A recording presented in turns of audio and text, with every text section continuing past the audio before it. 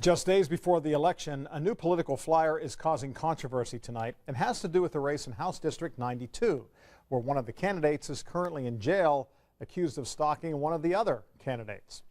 Tonight, only on 13, the Night Beat's Jenny Renovich has a look at why some say it is misleading. Jenny? Well, John, this is the mailer in question. It was just mailed out to voters today.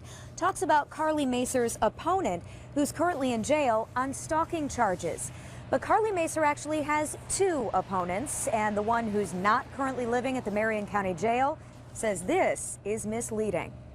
Among the piles of political flyers for Election Day, one batch just delivered to Indianapolis voters is causing controversy. This 8x10 glossy of a guy in handcuffs sent out by the Marion County Democratic Party. I feel like it was done intentionally, and it was meant to deceive the voters of District 92. I thought that the voters needed to know that Carly Macer's opponent was currently incarcerated. It's a candidate that they shouldn't be voting for.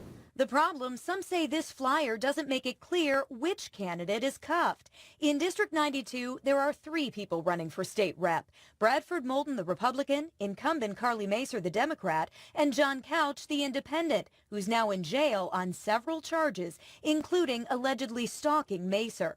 But Couch isn't the one upset about the mailer. It's her other opponent. Just trying to mislead the voters in such a way that they don't realize that, I'm certainly not in jail. I'm here talking with you tonight. It clearly states opponent. It doesn't say John Couch. If you look at the other side, it says, have you met Carly Macer's opponent, singular?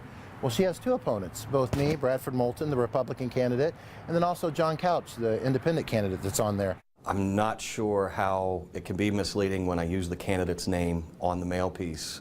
If you look really, really close in very, very, very small print where you can barely read it, I don't think there's anything misleading at all about the piece. Carly Macer had said the alleged stalking incident is a private matter for her family. It has been a very scary and terrible time.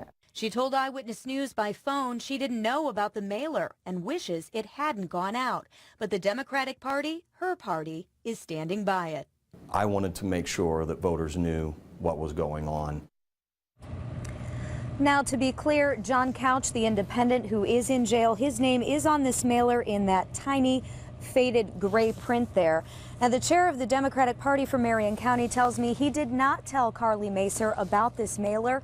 She told me tonight by phone she's speechless that it was sent out. Meanwhile, her Republican opponent says he calls it dirty politics, trying to confuse voters about who's actually inside that jail.